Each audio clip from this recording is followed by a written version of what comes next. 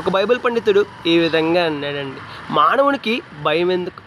దేవుడు తోడుగా ఉండగా, దేవుడు ఆశ్రయంగా ఉండగా, దేవుడు ఆధారంగా ఉండగా, దేవుడు సహాయంగా ఉండగా, దేవునికి మానవుడు సమీపంగా జీవిస్తూ ఉండగా, దేవుడు చెప్పినట్లుగా, దేవుడు కోరుకున్నట్లుగా మానవుడు జీవిస్తూ ఉండగా, దేవుని ఆజ్ఞల ప్రకారంగా మానవుడు జీవిస్తూ ఉండగా, దేవుడు ఏ ప్రకారంగా జీవించమన్నాడో ఆ ప్రకారంగా జీవిస్తూ ఉండగా, ఎదురవుతున్న పరిస్థితులు, ఎదురవుతున్న బాధలు, ఎదురవుతున్న సమస్యలు, ఎదురవుతున్న ఇబ్బందులు, ఎదురవుతున్న అనేక రోగాలను బట్టి భయం ఎందుకు?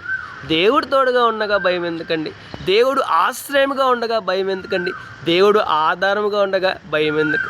మనం ఒకసారి ఆలోచించేద్దామండి. పరిశుద్ధ గ్రంథమైన బైబిల్ గ్రంథంలో ఆది కాండము మొదలుకొని ప్రకటన గ్రంథం వరకు ఎవరైతే దేవునికి దగ్గరగా జీవించారో వారు ధైర్యంగానే జీవించారు, కానీ భయపడలేదు. ఎందుకు?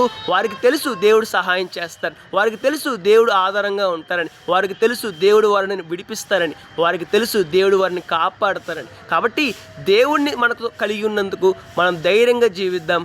మన ముందున్న సమస్య ఎటువంటిదైనా సరే భయపడకుండా ధైర్యంగా జీవిద్దాం. శ్రేష్టమైన విడుదల, శ్రేష్టమైన సహాయాన్ని, శ్రేష్టమైన అద్భుతాలను దేవుని ద్వారా పొందుకుందాం. May God bless you.